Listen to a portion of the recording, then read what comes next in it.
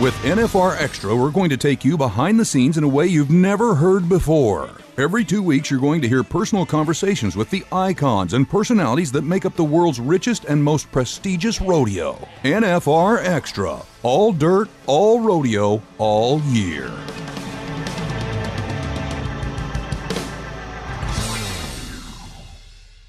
Hello, rodeo fans. Thanks for tuning in to our 5th episode of NFR Extra. I'm your host, Nevada Caldwell. And this is Bo Gardner. We catch up with rodeo announcer and ProRodeo Hall of Famer Randy Corley. Mr. Randy Corley. Man, he's got a great voice. To talk ProRodeo world standings, current state of affairs, and his father-in-law, Hadley Barrett. Plus, as you can imagine, plenty of NFR. Plenty of the Wrangler NFR. We also talked to the most famous barrel man in the sport of rodeo and all-around showman, to say the least, Mr. Flint Rasmussen. It's one talented guy. Maria hangs with 2015 world champ and 8-time NFR qualifier Jacobs Crawley as he talks about his journey from Rookie of the Year to becoming a world champ and how he's handling his new role. PRCA contestant director, running the meetings. That's a pretty big job, man. Yes. And I believe he works with us, too, for the NFR, Sure he right? does. Sure he does. Gotta love that. Hi, I'm Caleb Bennett, and this is NFR Extra. Hi there, I'm Frank Thompson from Cheyenne Frontier Days, and you are listening to NFR Extra.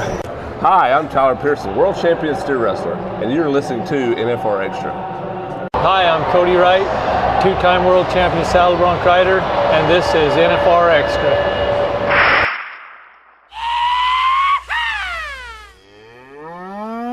This is Bo's Bull, the rodeo news of the week.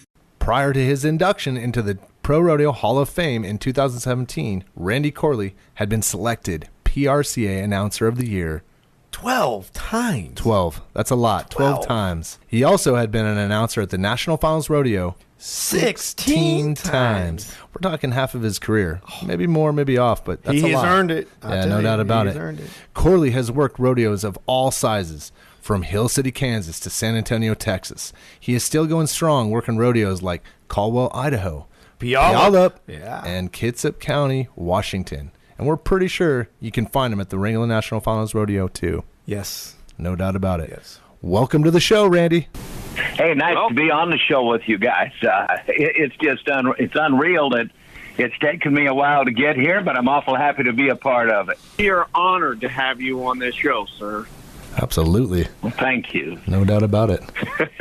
Hey, so we're going to jump right into this pretty quick. So, because we know you're a wealth of information, Mr. Corley, so we're going to jump right into some folks that a couple contestants that you probably have watched over the years, and we want to touch on, Mr. Tim O'Connell and Mr. Casey Field, and if all goes well for these world champs, both of them could very easily jump back into the competition mid to late June, and Casey appears to be in a better position than Tim at this time to make it to the NFR.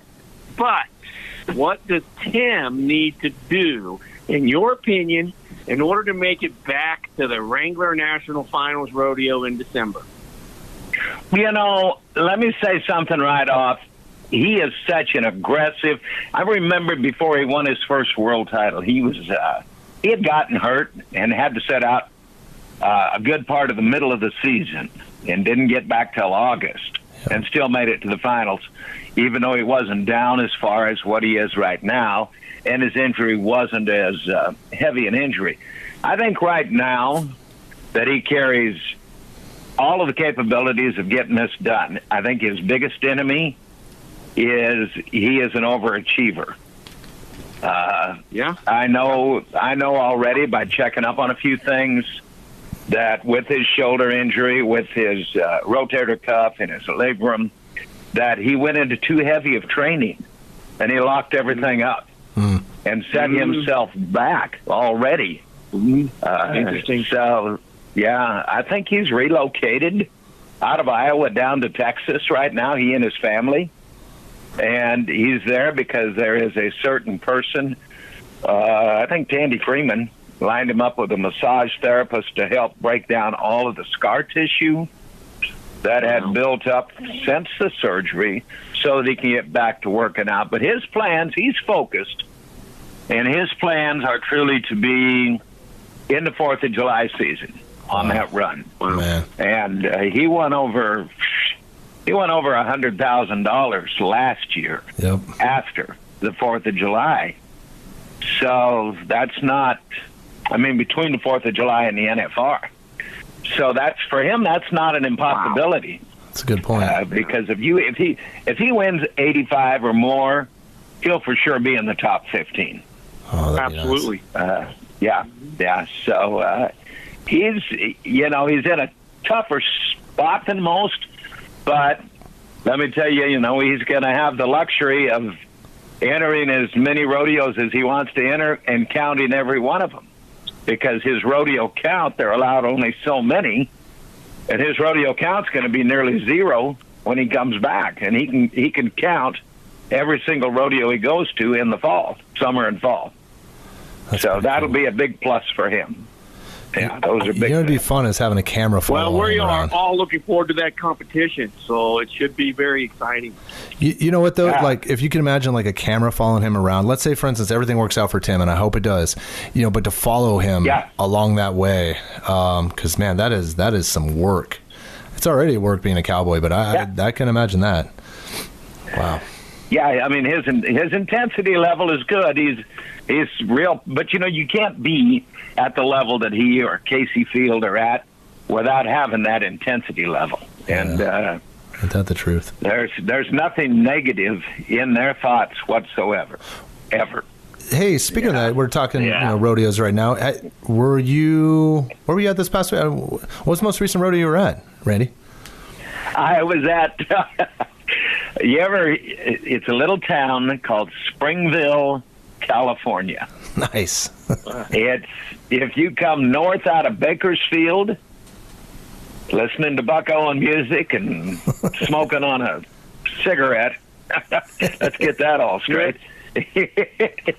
and sucking down a cold tours. Oh, anyway, man. you can't do that while you're driving, so don't anybody believe that.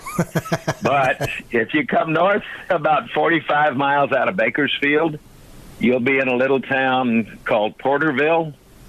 You turn as soon as you get to the first turn in Porterville. I think it's Highway 170. It goes up into the Sierra Nevadas.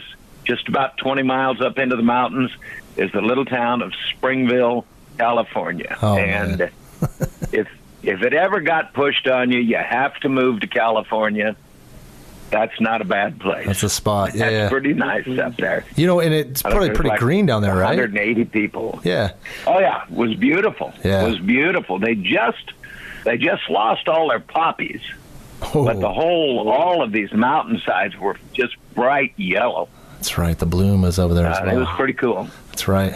Yeah. So, hey, Randy, one thing we've heard about you from other announcers, from other folks in the rodeo industry, is that you come to the rodeo as one of the most organized and most prepared to announce the rodeo.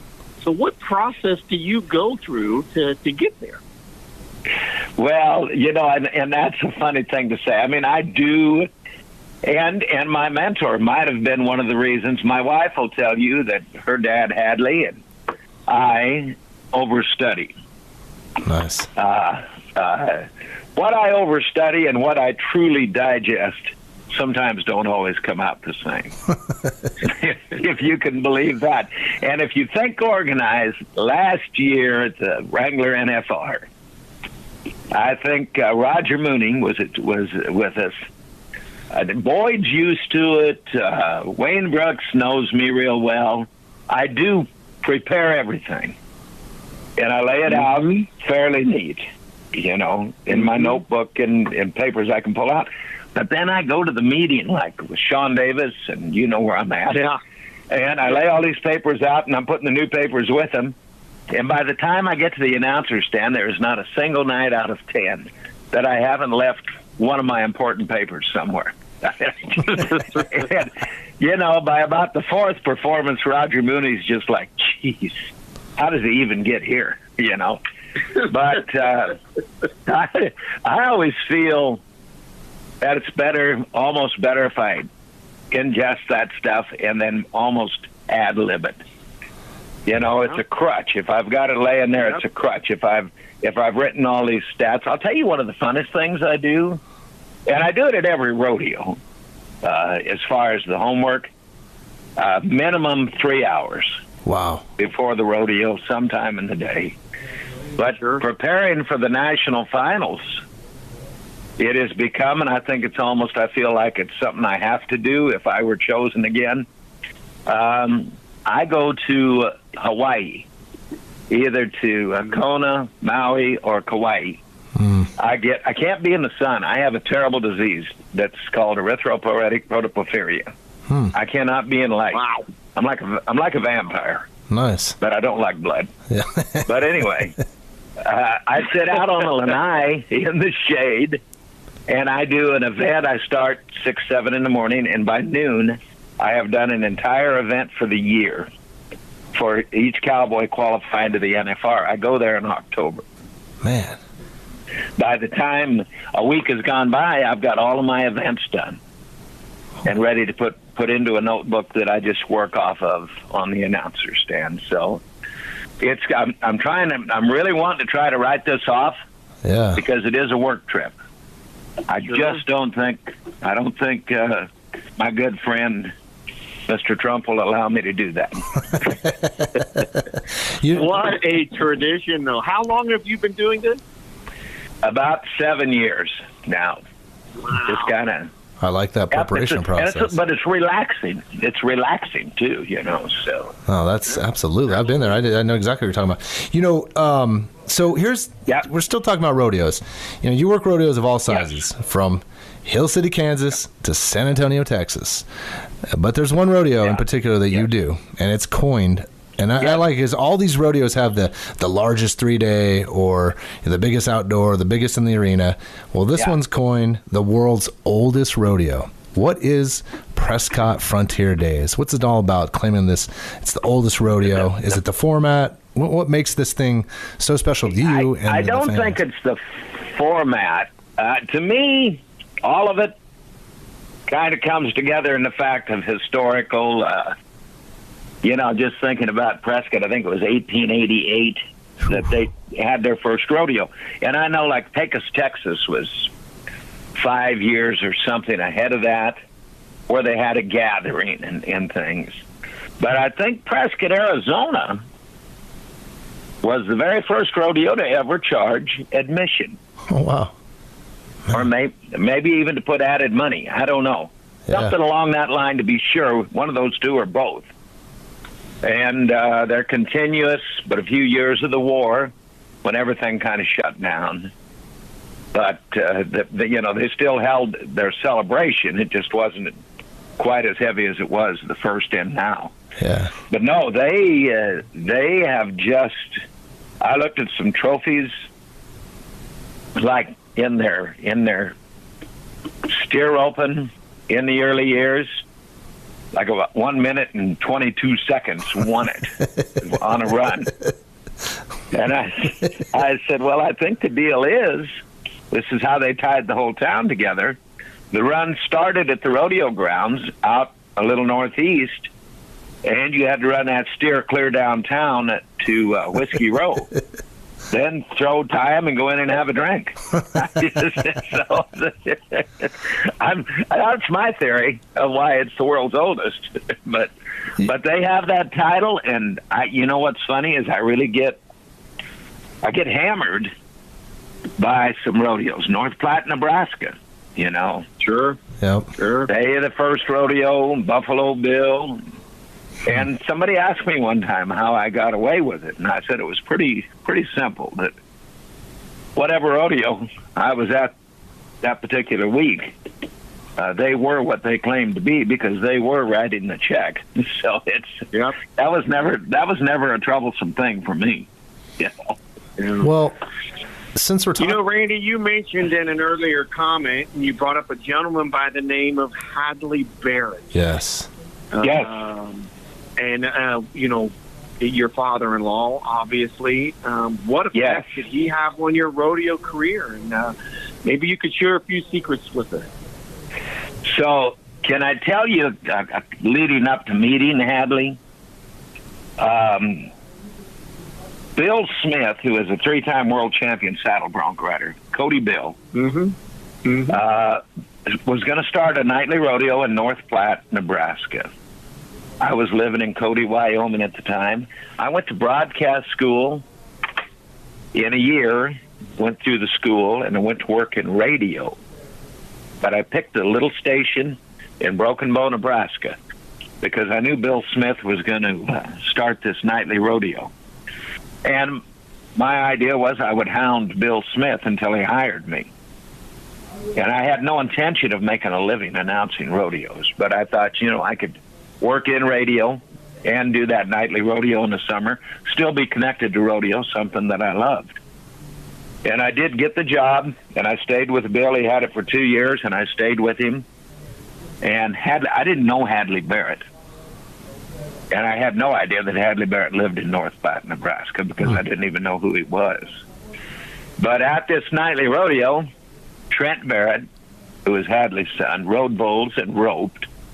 He had a daughter, Michelle, who ran barrels. And he had another daughter, Kim, and I don't think she used to be a barrel racer, but she never came out to the nightly, really. I met her, other ways. But Michelle, I always thought was kind of cute. And Hadley, I became friends with Hadley. Michelle and Trent talked him into coming out and hearing me. And he did once, and then he came back a second time when I didn't know that he was there.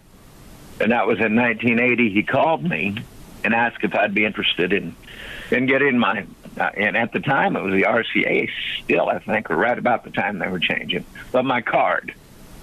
And I had, I was kind of excited. I hadn't intended that, but so he signed for my card, and he taught me quite a bit about the right things to do. I think I mentioned a while ago the study habits. Yeah.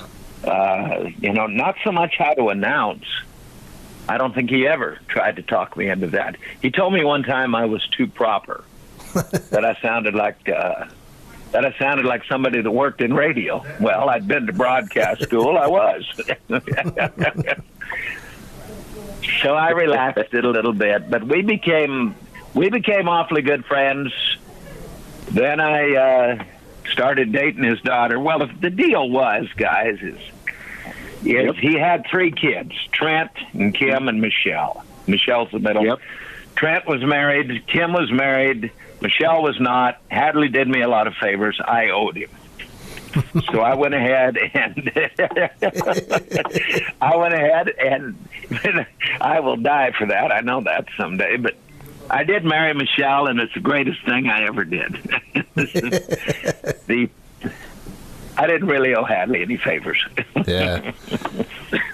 Yep. Yeah, but he was big. You know what he taught me how to do, and what I would pass along to anybody young?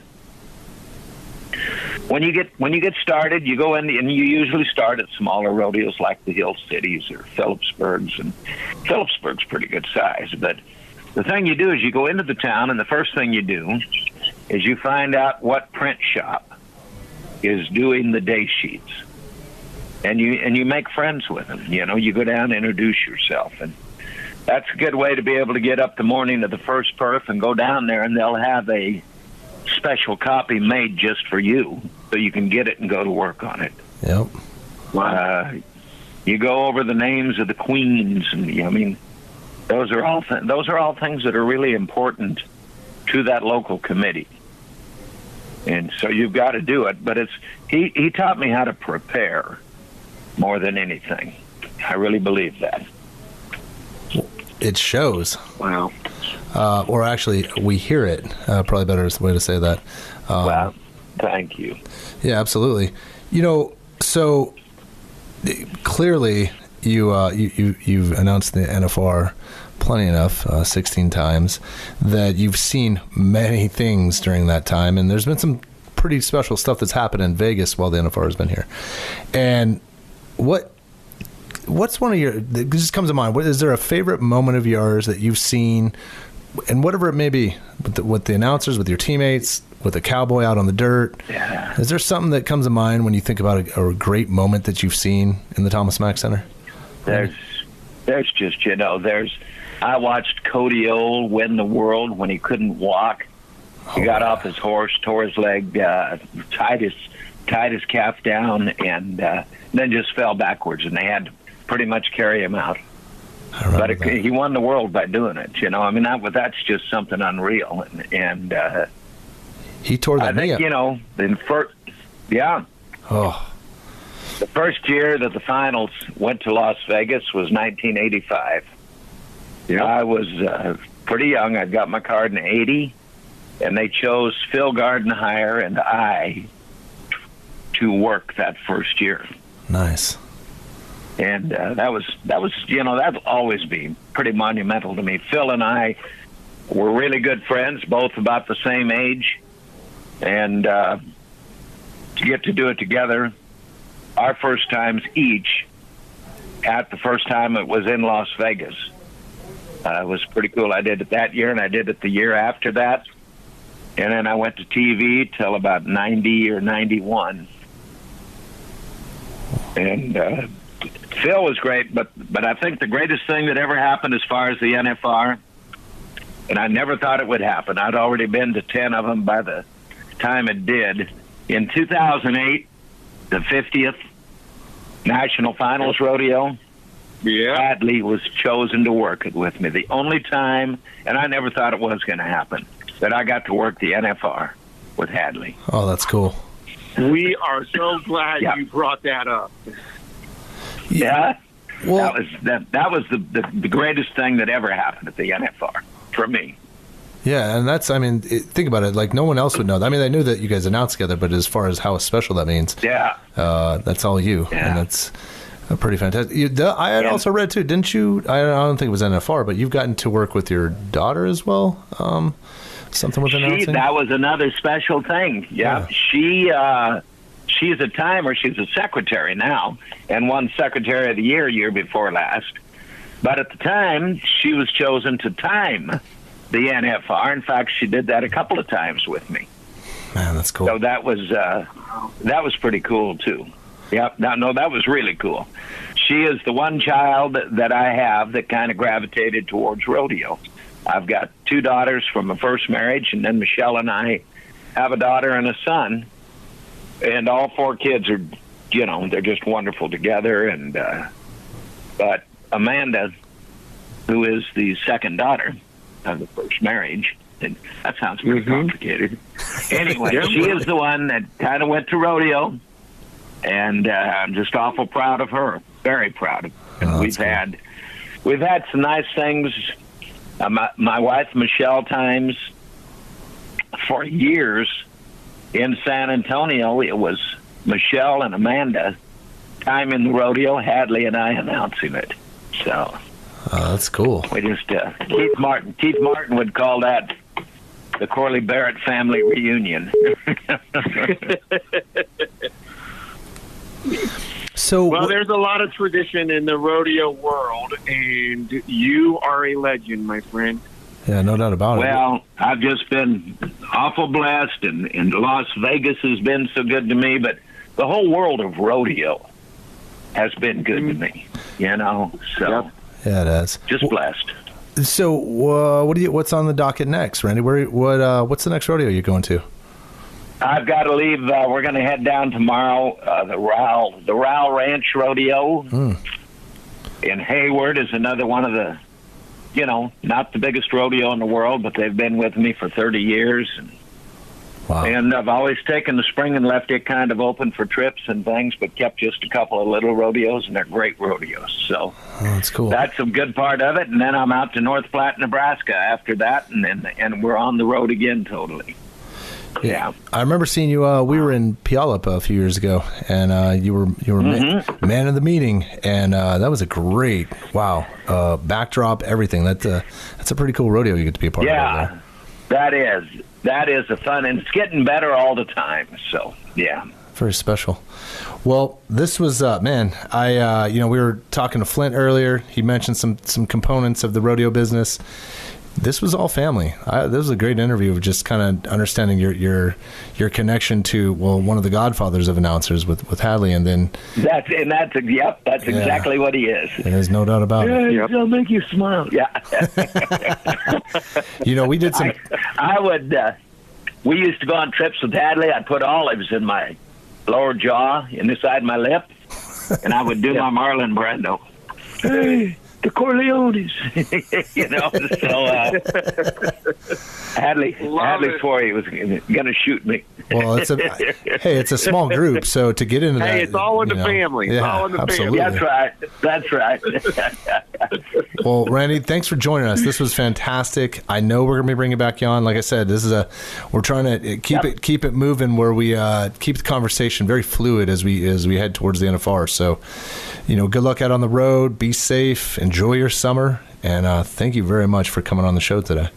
Yes, we look forward to seeing you out there. Very good. Thank you guys doing what you do. For more information about the world standings and the Wrangler National Finals Rodeo, visit NFRExperience.com. Follow the NFR Extra podcast by visiting NFRExperience.com, NFRExtra.Vegas, and now on Spotify, Google Play, and SoundCloud. Hi, I'm 23-time world champion cowboy Trevor Brazil, and you're listening to NFR Extra. Hi, I'm Boyd Paul Hamus, and you're listening to NFR Extra. Hi, I'm Rusty Wright, and this is NFR Extra. Hi, I'm Louis Messina, and you listen to NFR Extra. Known as the most famous barrelman in the sport of rodeo, Mr. Flint Rasmussen regularly entertains thousands of the professional bull rider fans with physical stunts and envy. Have you seen this guy dance? I've seen the flopping fish. And his jokes during the lulls in the competition. Mr. Rasmussen also works to include local and national topics into his routine. But what we love Flint for is what he brings to Cowboy Christmas on the Rodeo Houston live stage. He brings and interviews athletes and country stars and actors and comedians. And tell you what, his live version of Cowboy Christmas and his show Outside the Barrel, it is the highlight. There's not an empty seat in the house. There is not. I tell you, this guy every year in December has been with us for how long, Envy? 20 plus years, right? Easily, yeah. The stages in the back 20 years ago didn't look as cool as they do today. No, they got it made, right? So anyway, folks, Mr. Flint Rasmussen. Well, thanks, fellas. And it's finally, I'm sure you've done a few of these shows, so I'm glad you finally got the most famous person on it. I'm a big get. I'm glad I could squeeze you in. There was quite a few agents we had to get through to get to this point. So, yes, you're right. My people, your people called my people, which means Bo called me. That's what I mean.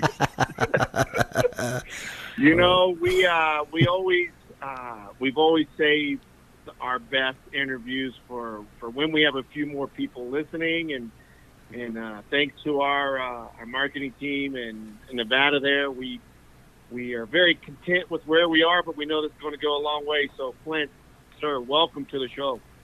Yeah, I appreciate it. Absolutely. I'll try to shed light and say something real deep today. Nice. We need that. Well, we want to get you started, right? And we know, dude, you've been doing Cowboy Christmas and Outside the Barrel for a long time, over 20 years, right? I'll tell you, it's getting close to 20. I'll go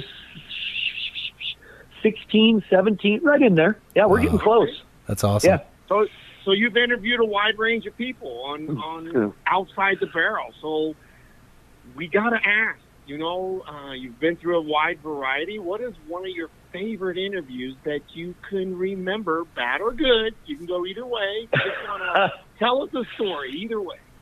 Well, you don't have enough time. When you're interviewing rodeo cowboys, there are some bad. Not personality-wise, but, man, like pulling teeth sometimes. But, it's funny because I've looked back on who's been on. Taylor Swift was on the week before her 17th birthday.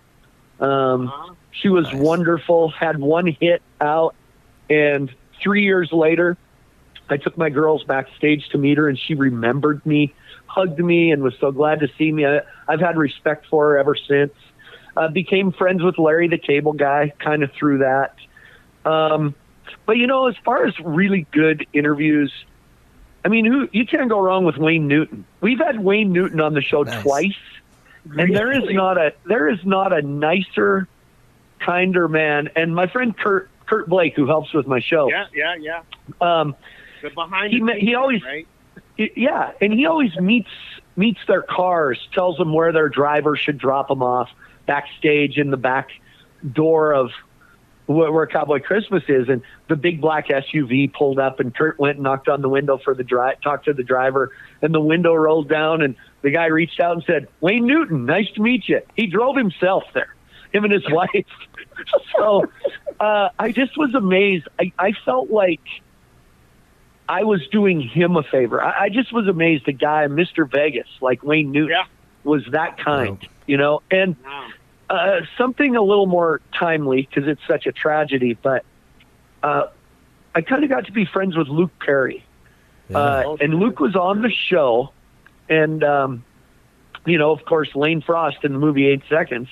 And he had come and watched a couple PBRs where I worked, and so he was just so gracious, and he was a fan of mine, which is always humbling.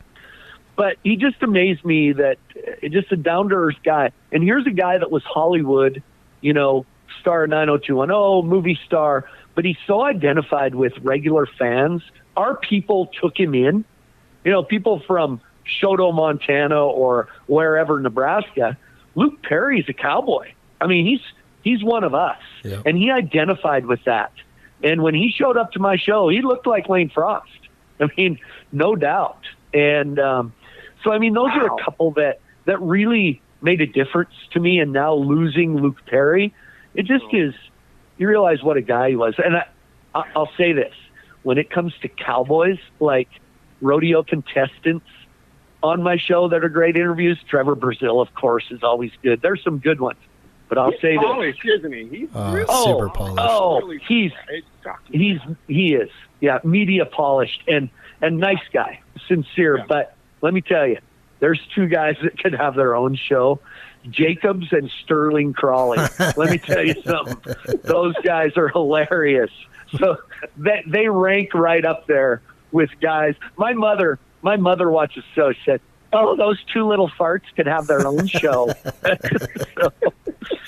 so yeah, those are ones that stand out that I really remember. We worked with. We got him on this show, right? Yeah, we do, and we worked with Jacobs. Obviously when he won in 2015, the way we do our marketing, we try to gather up all the champs as much as we can and put them front and center in our programs, our posters, all of our marketing assets. And so he was one of them that came with us to the Pioneer. It's a very old bar outside of Las Vegas, right by Prim.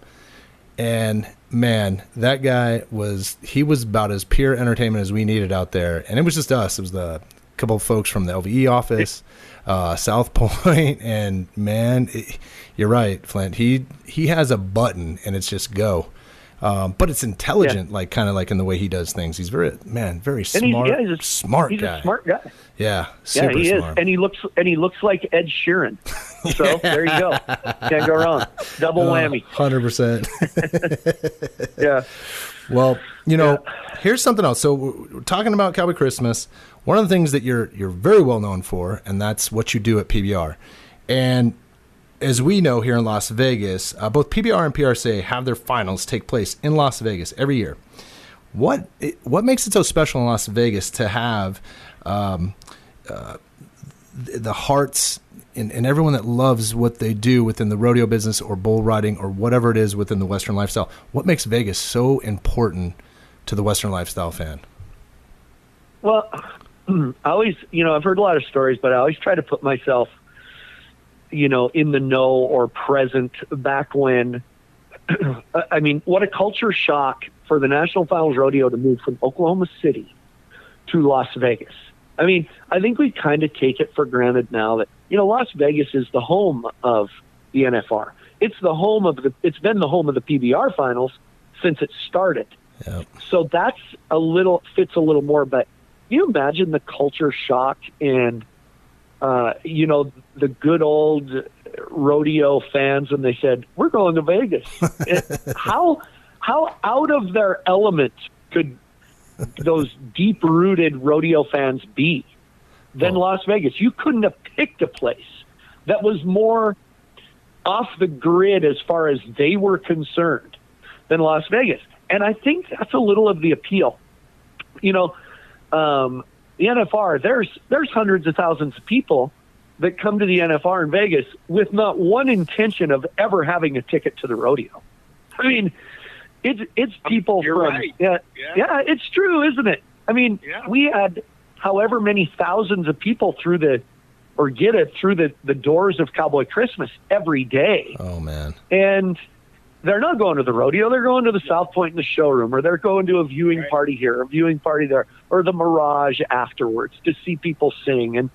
But I think that's part of the appeal is I think cowboys have now become assimilated and associated with Las Vegas.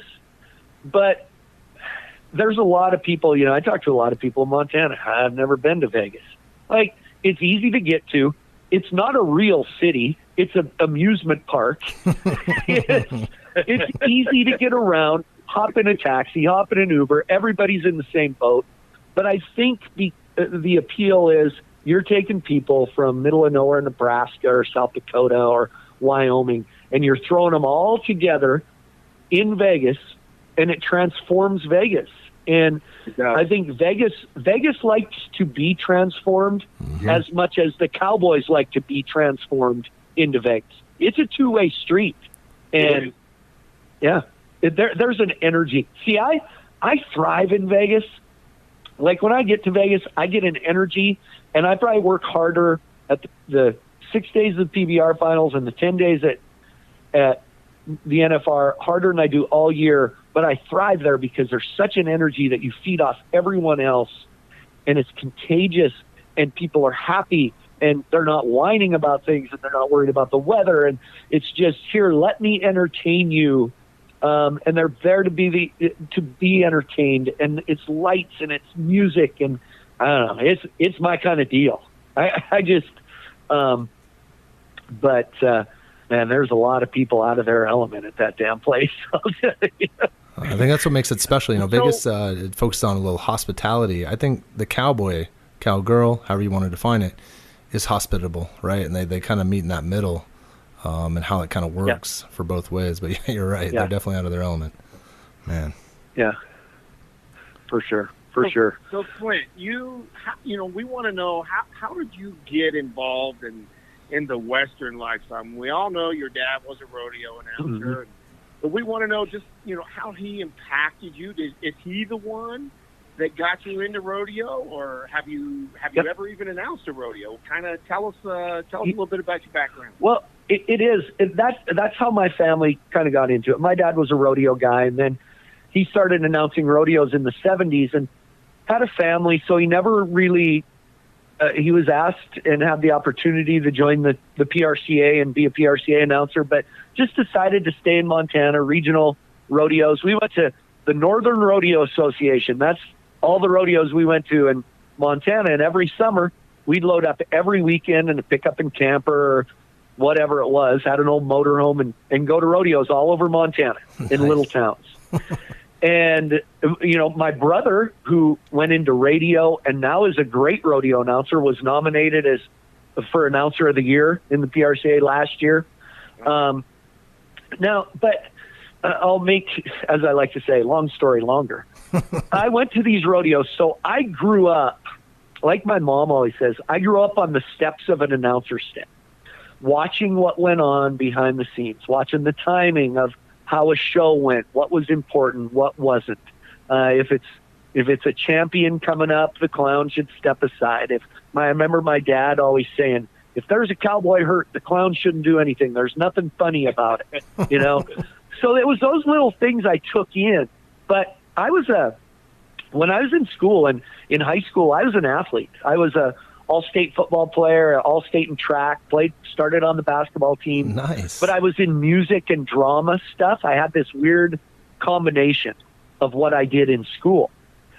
But the summer after my freshman year of college, I'm sitting at the dinner table with my dad, and my brother Will was there, who was already announcing rodeos. And I said, why do these rodeo clowns, they're just doing the same stuff as when I was 5 years old. They're telling the same old jokes. They're, boy, if I was a rodeo clown, I'd get the crowd involved and I'd do this. Basically was running my mouth.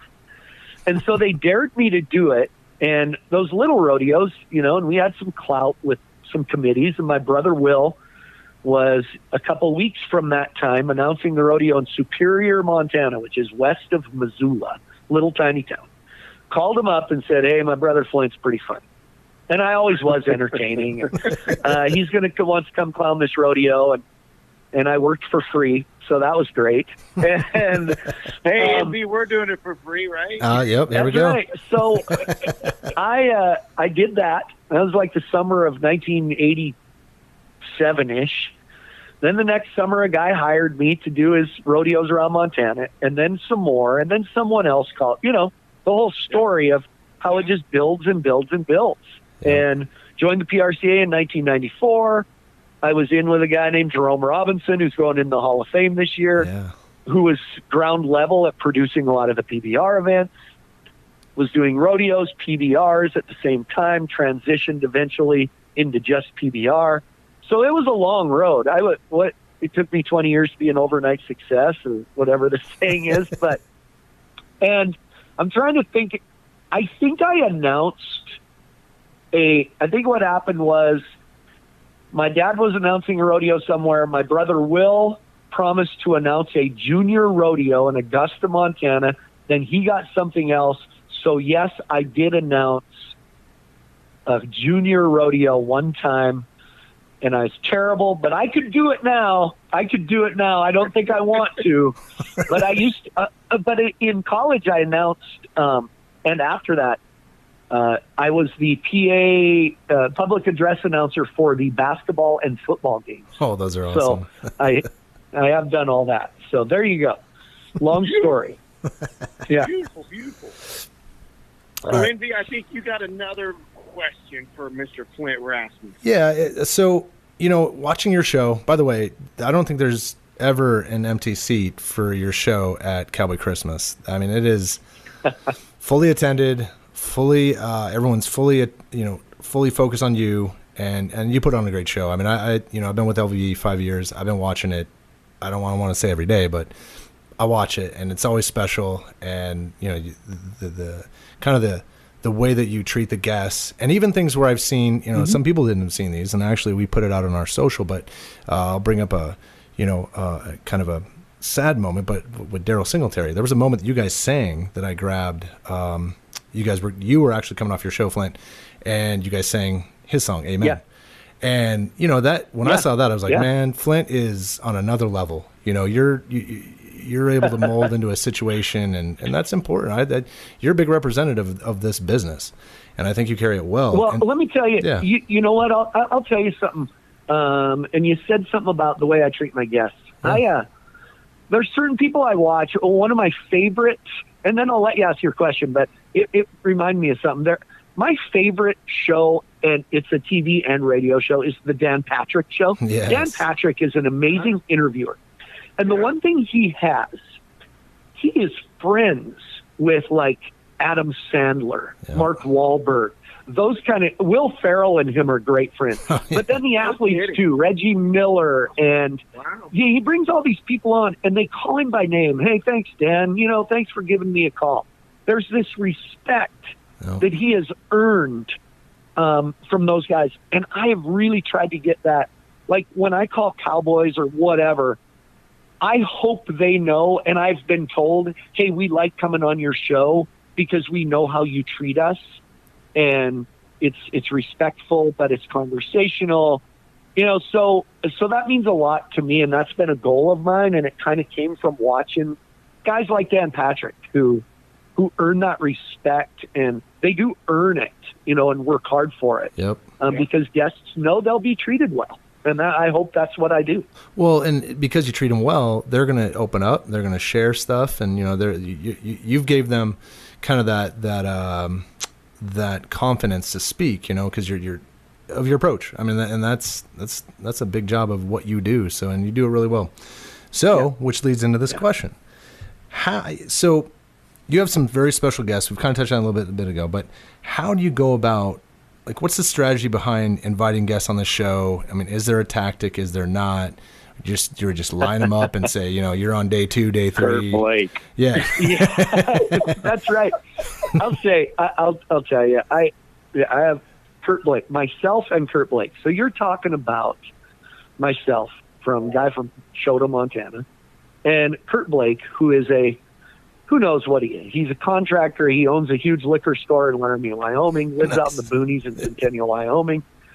But I knew when I got him to help me, he can do anything. And he's not afraid to call anybody.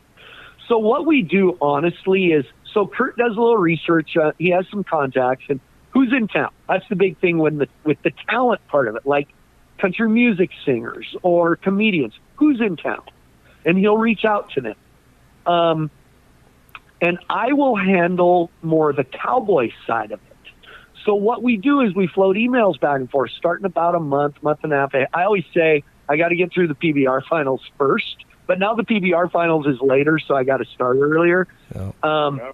But we look at who's in town. We have, he'll call and say, hey, I heard from, now we have people get a hold of us. Hey, I got a call from such and such.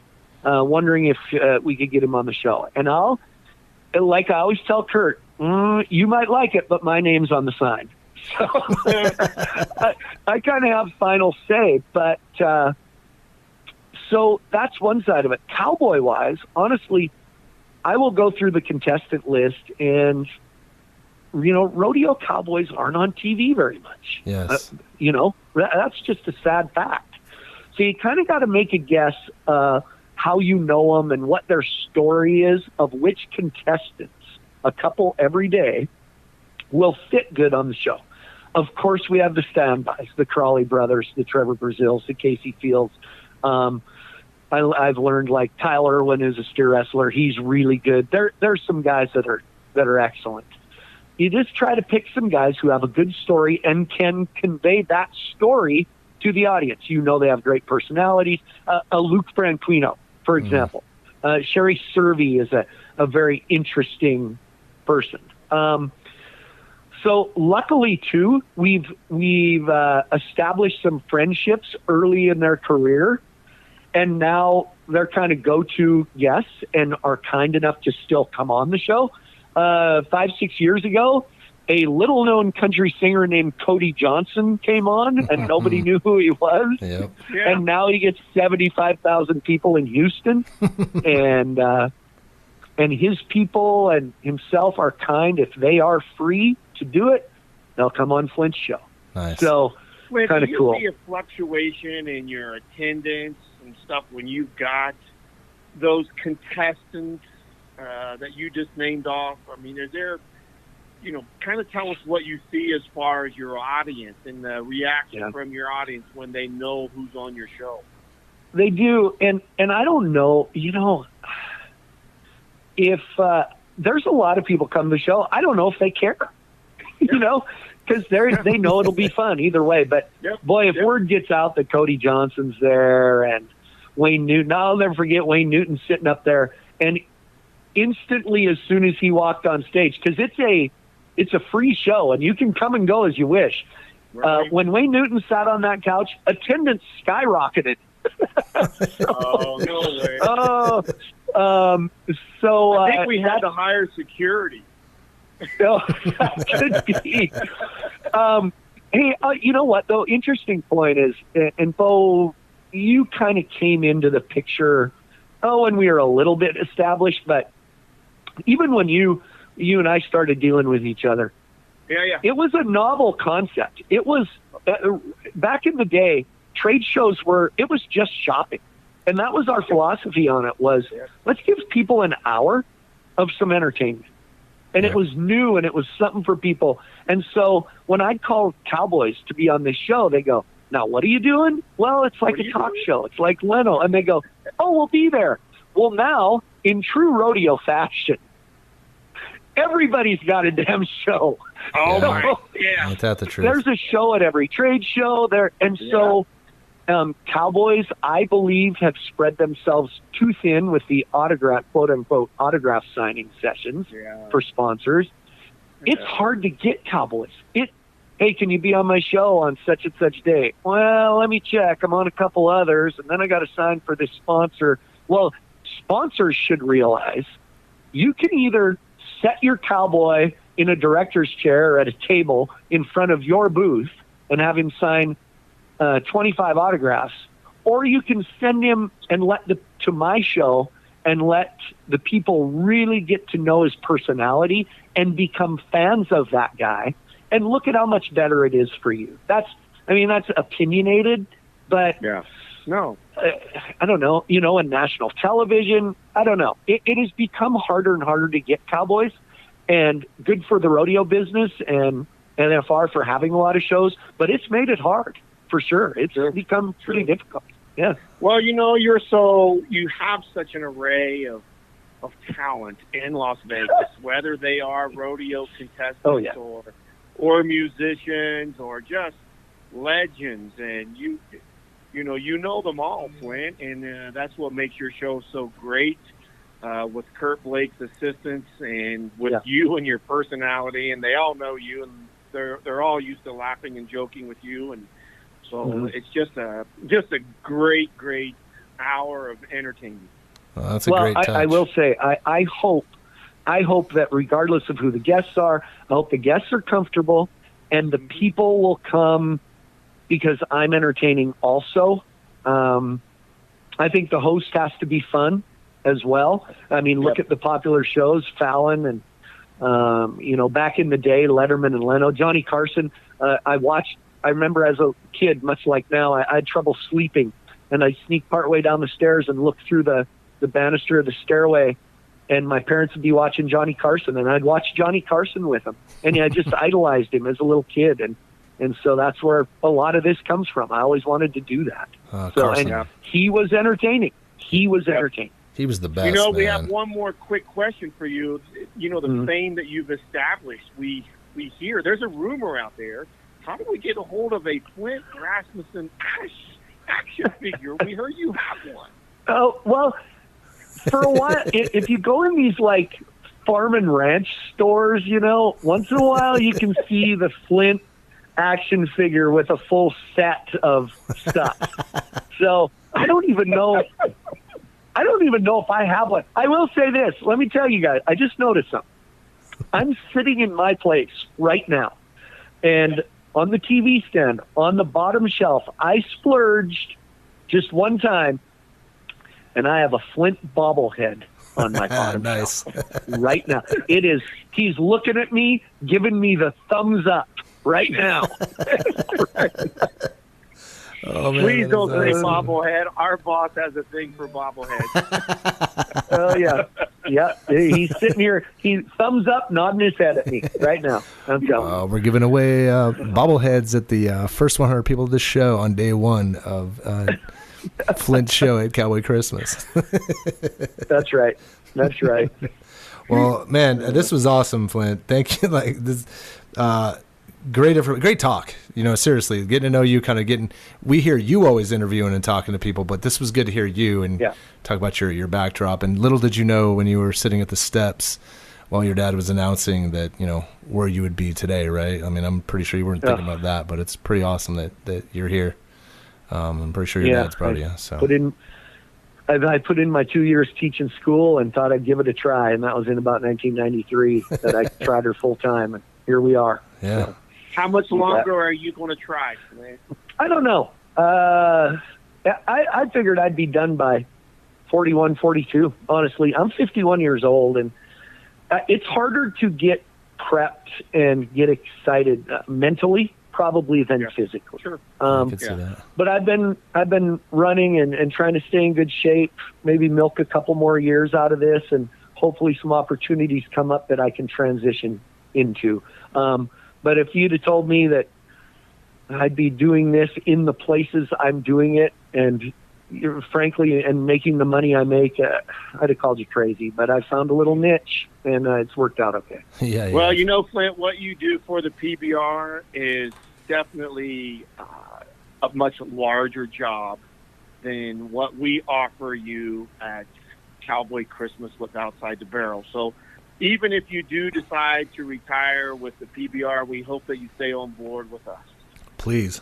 Well, that's me too. I want to raise because that's going to be maybe my only income.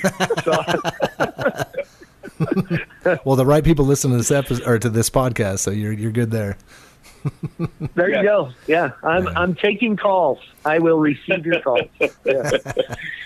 Well, Sir, you've been fantastic. Thank you so much. Hey guys, no, I appreciate the call. It's a blast. Love doing it. Thanks. Yeah, thanks for coming on. Enjoy your summer. We'll talk to you soon, my friend. For more information about Cowboy Christmas, visit NFRExperience.com. Hi, this is Derek Stevens. I'm the owner and chief executive officer of the D Las Vegas, and this is NFR Extra.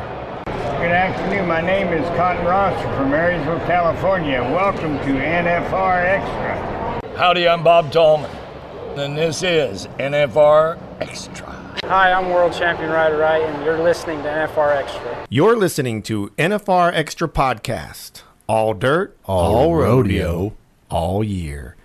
Maria hangs out with the 2015 World Champ, an 8-time NFR qualifier, and a newly added title of the PRCA Contestant Director, Mr. Jacobs Crawley. This was recorded live at Cowboy Christmas on December 11th in 2018. Hi, I'm Maria Prekeges, and welcome to NFR Extra, where it's all dirt, all rodeo, all year. I'm here with world champion saddle bronc rider Jacobs Crawley. I just like to say that. Okay. Like that. I've been saying it for a few years too, so it's all right. Yeah. Just a few. Yeah, I know. All right, let's start. 2015, you were the world champion saddle bronc rider. What's it mean to, when you see Jacobs Crawley, world champion? Yeah, the world champion, whenever I got that title, that was probably the nicest part about it was once you have it, it can't, it's nothing they can take away. So it's like, hey, this is pretty cool.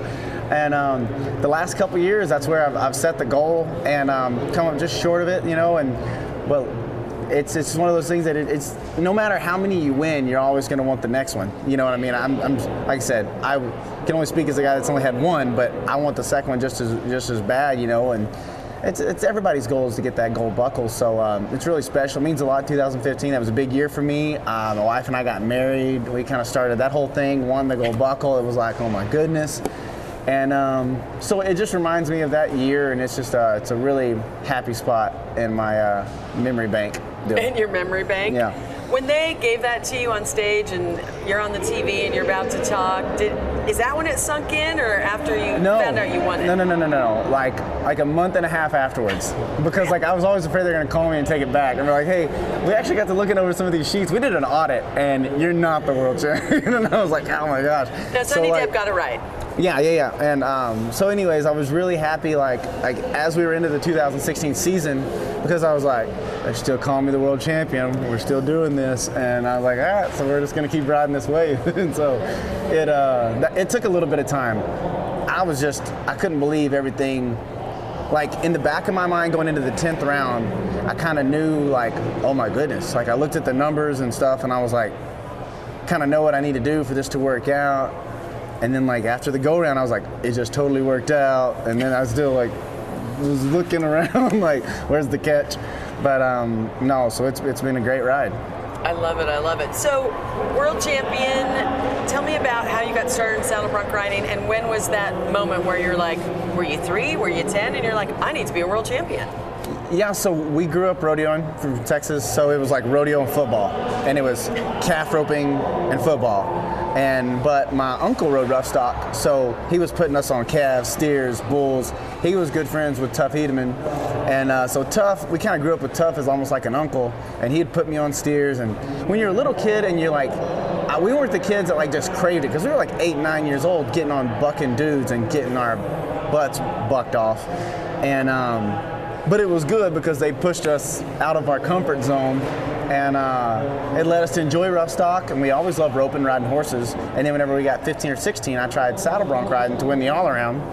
and high school rodeo and stuff. And I was like, wow, this is kind of both ends of it. This is a little bit more horse, but still the rough stock side. And I'm totally not sore as much as I am when I'm getting on bulls. So this is great, how I feel great after getting on a few bucking horses. And so I just worked out that direction, and then we figured out we were pretty good at it, so we just stuck with it. Well, talk about your college career. You were also the college national finals champion. I believe I might have interviewed you way back when. We've known each other for a minute now, because we did remember doing that interview. And we were, like I said, that was great. That was 2011 at A&M. That was another goal of mine, was to get my college degree from Texas A&M. I'm a third generation Aggie. Woo! So that meant a lot to me, you know. And my dad is an engineer. His dad studied and everything like that. So and it also kind of let me have a way to kind of develop as a bronc rider, because it's not something that's in our family. It's not. We were kind of the first guys to rodeo, and then we enjoyed rough stock, so we kind of started trying saddle bronc, and it's been kind of a trial and error learning process. And so it took some time, and I didn't know I wanted to be a bronc rider until I was like, I can make a living getting on bucking horses and having fun with my friends. So we just looked up, and I was ready to go to work after college. And I made my NFR my senior year, and I was like, just gonna keep riding this wave. So if it ain't broke, don't fix it. So it's been great. What'd you study in college?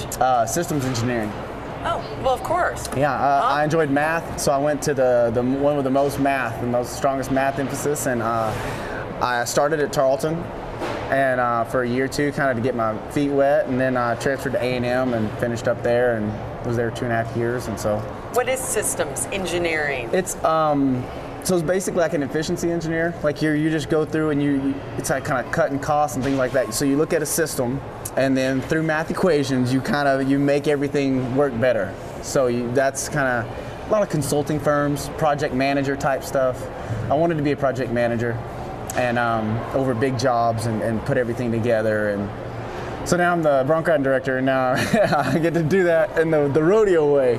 But it's just looking at horses and putting horses together. So it's fun, and yeah, hopefully someday I'll go to work in something like that, because I still love the idea of getting to work in that way. Well, saddle bronc riding, you love it. But right now I'm all in on bronc riding. I'm all in on bronc riding. You are, and I love that you're kind of using your degree in the rodeo industry as well. But let's go back to college finals and college rodeo. The finals is big. How does that get you ready for something like the NFR? Yeah, the college national finals is really, it's kind of a pressure cooker in its own way, because you get just a couple rounds and then the finals, and that's it, you know. So you really can't have any stumble along the way. You got to kind of, and you only get 4 years, you know, regardless, you know, and it all just worked out my senior year. But yeah, there's pressure in every way, and especially in that short round. And at that point in most guys' career, that's the biggest stage that you've been on. So you definitely felt the pressure, big time. And it was I think I was so young, we were so excited that we didn't even know what was going on, me and my brother, whenever we were there, because we had started rodeoing that year professionally, full time, and it was his rookie year. So we were just blind, running, you know, just as fast as we could, having a ball. So it all just worked out great. Well, your brother Sterling is also here at the NFR as a qualifier. You guys, college rodeo, you traveled. I interviewed you years ago at college rodeo, and you had a converted ambulance that you were traveling in. What happened to that?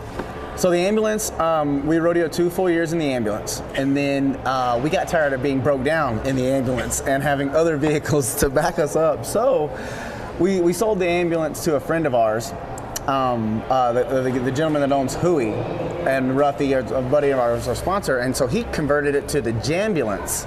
So now, at like music festivals and stuff like that, he'll go park the ambulance, and people will plug in, they'll play music, and it'll be kind of a hangout, how it always has been, but now it's like professional singers instead of us. But I mean, I guess, you know. Wait, you sing? Who's biased? Oh yeah, we yell. We make a lot of racket. Yeah, so we have a big time. But so it's really cool that she's still out there in the same way. And it's actually here in Vegas. It's at the Tropicana the bullfights out there. They've got some bullfights going on, and so it's parked, and they have music daily plugged into the Jambulance. So she still runs. She still makes a trip once a year, but I wouldn't advise taking it out of Texas more than once a year. So let's go back to singing. What was your favorite song to sing, and can we hear a few bars? Absolutely not, because it's noon and I'm mic'd up, and you're all way too sober. But singing song choice, it changes all the time. So my little boy is a year old. And so I don't know if you've heard the song Faces, Ooh La La, that I wish that I knew what I know now when I was younger. That song? No, sing a little bit more. Yeah, lead me into this. I mean, come on now. I know you know that song if I just said the words. But the lyrics are really fun, and he's a little boy, and it talks about watching out for girls and stuff like that. Like, if you really dig into the lyrics. So not to mention the cool sound, that is my favorite song to sing right now because I sing it to him, and I've got an older guitar that I just set in front of him and let him slap on and stuff like that, so it's really cool. And you play guitar and sing. So yeah, you got to entertain yourself when you're rodeoing, so I have found. We have a lot of spare time, and we enjoy that. We whenever we get to rodeos, we cook out and we play music, and that's about it. So yeah. And you're still traveling with Sterling, majority? Yeah, that'll never be a thing that changes probably. I think we're stuck in this for life. It's a good thing. My wife and my little boy do come out though a lot. So we've got two rigs. So I've got the rig that I'm with Sterling and then the rig that I'm with them. And they don't go to all of them. They just kind of go to like the big ones and they stay there for like 4 or 5 days, like be it Cheyenne or something like that. And me and Sterling will go run off over here and then come back. So they kind of stay around the home base and make their way. And me and Sterling zip around in the Sprinter van now. So how has having a family and a little one changed your life and your outlook on rodeo? Rodeo was always way up there on the list of things, priorities, and now it's dropped a few pegs. But it's life. It's like anything. When you're young and it's what you do and it's what you're excited about, it's up there, and. Now with the family, it just ching, ching, ching. But it's still up there. It's still great, and you love every minute of it. But at the end of the day, it's we're faith first and then family kind of bunch, and so it's those two things right there. If I'm straight with my faith and my family and my little boy and my wife are good, life's good. So we're having fun. And then right after that, I want to win every rodeo that I go to. So it's still up there. It's still up there, but it's just she's shuffled down a little bit. Talk to me a little bit about being here with your brother Sterling at the NFR and you guys helping each other and encouraging each other, and how important is that? Oh, it's huge. And the reason it is because we've rodeoed together our whole life. So like he was in calves when I was in steers, and so we've always, and he's roping breakaway and I'm tie down or whatever it may have been. And so it just, it's like we work at it all year. That's who I rodeo with, my primary guy I rodeo with. So at the end of the year, when you look up and you're in the locker room with your hauling partner, your brother, arguably one of your best friends, it just means that, hey, this was a successful year, and, it's just kind of that tip of the hat, sigh of relief, like, hey, we did it again, January will be here, let's get back to work, but I mean, let's enjoy this for now. And the NFR here in Vegas, what's one of your favorite things about it, and how are you all treated?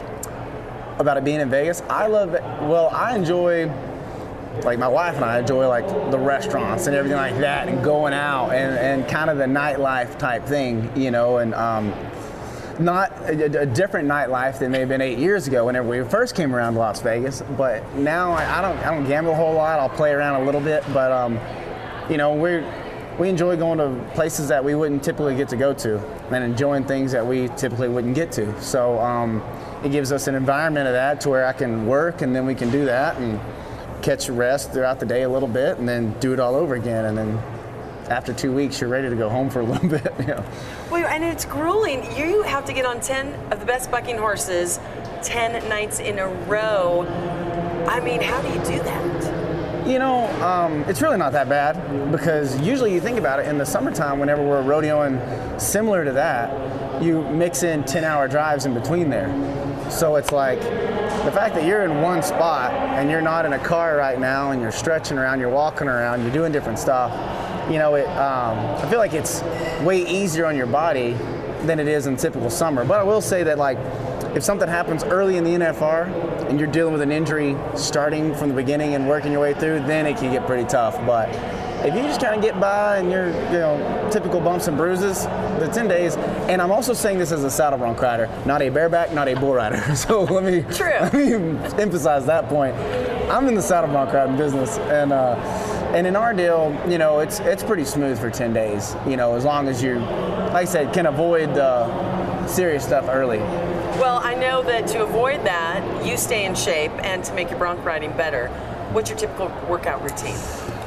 So at home, in the bronc riding, the biggest thing, and it's like anything, it's just more of a body weight kind of strength, like we're not big in like how big can you get or how muscled up can you get so much as, do you have endurance, are you flexible, can you handle your body weight? And so I don't get too buried down as much as anything as I do just making sure that I sweat really hard every day that I go to the gym kind of deal. And out here, you kind of get into riding shape. After 5 rounds, like I'm probably not going to go work out anymore throughout the week, but I'll stretch every morning and stuff like that. And the biggest thing is stretching, just because you start getting so tight, and even though you're not in a car, you can kind of get cramped up because you're either sitting or you're doing something else, still. And so it a little bit of that goes a long way. And not everybody has to do that, and you can get by, but it seems to help me, and that's all I can really worry about.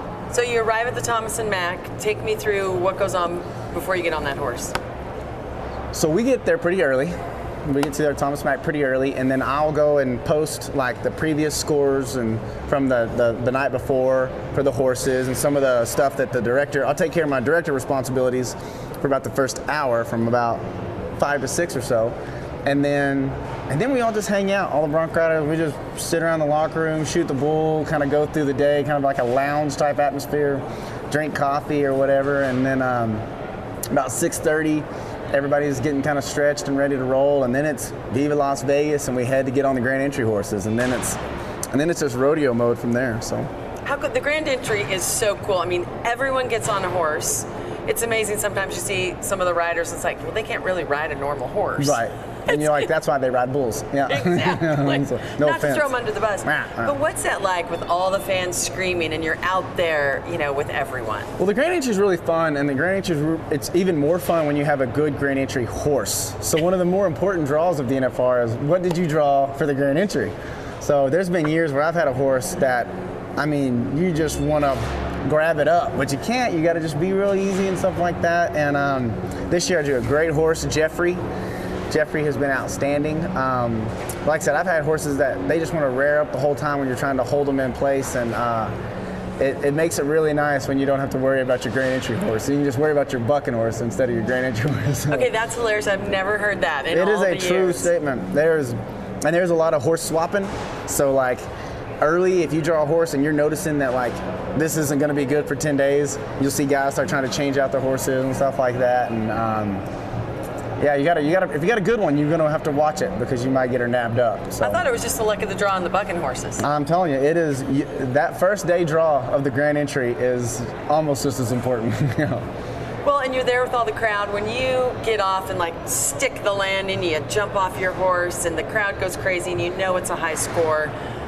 Is the adrenaline just pumping? It is, and I've only stuck one landing in 8 years, and it was my very first NFR. I've never been able to recreate it, but the feeling is really good, and yeah, it's almost like you don't know what to do with your hands, and you just you're so excited, and you just yell, and I never knew why Heath Demos did his little pirouette and spin thing that he always did, and I get it now. He's just really excited, and that's how he expresses it, and. Like I said, I usually yell or something like that, but it's a great feeling, and it's really cool to be down in the arena after a tough bronc ride, and as a bronc rider, when it goes good, and so you're fired up, and that's what we work for. So it's kind of nice to kind of all have it bubbled into one moment. Well, it's been a moment or two here with you. Any last thoughts on rodeo, your career, and where you see yourself going? You're looking at it now. I think we've got a few more years of this. I think it's my wife and I really enjoy the lifestyle of the travel and everything now. Our little boy's only 1 year old. He seems to have no complaints.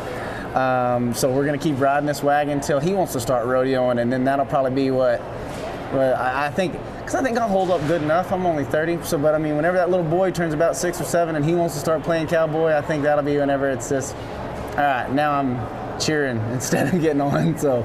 What if he looks at you and goes, Dad, I want to be a baseball player? Hey, let's start going and play baseball, dude. And we'll do whatever we need to do. You tell me where you want to put the diamond out in the pasture, and we'll get everything set up. Like, it does not matter. If he wants to be an engineer, lawyer, what do you want to do, brother? And we'll make it happen. So, well, yeah, we're excited. Maybe a few little brothers or sisters for him, too. You have to talk to my wife.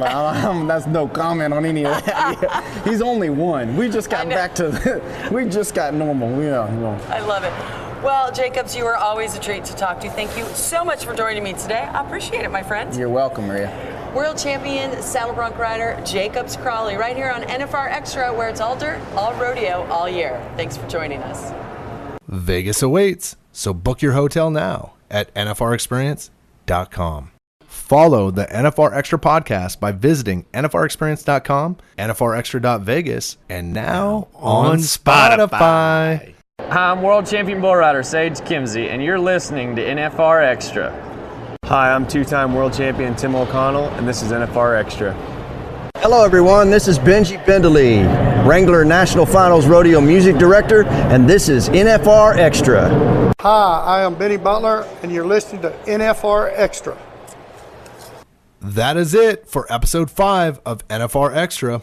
Envy, we want to give a big thank you to our guest on the show, Mr. Randy Corley, for joining us on the Rodeo News of the Week, and Mr. Flint Rasmussen, inside and outside the barrel, for sharing way more than we expected to get on the show. Yeah, it was. It didn't seem like it was going to happen like that. It came out, though. Yeah, absolutely. It was definitely outside of the barrel. And as always, we thank Maria Prekeges and her guests, world champ and PRCA contestant director, Jacobs Crawley. Good luck on the road, Jacobs. Join us in 2 weeks when Maria talks to 8-time world champion Donnie Gay and also Mr. Bob Tallman for the show Bo's Bull and Rodeo News of the Week and lots more. Those are some heavy hitters right there, those guys. And Donnie's never short on words. I noticed that. You called short. You said short. I didn't say that. See you later. Gotta make it out to Vegas, where the big boys roam, with the rovers and the racers and the bulls and the broncs, and the ladies in the skin-tight wranglers and the cowboy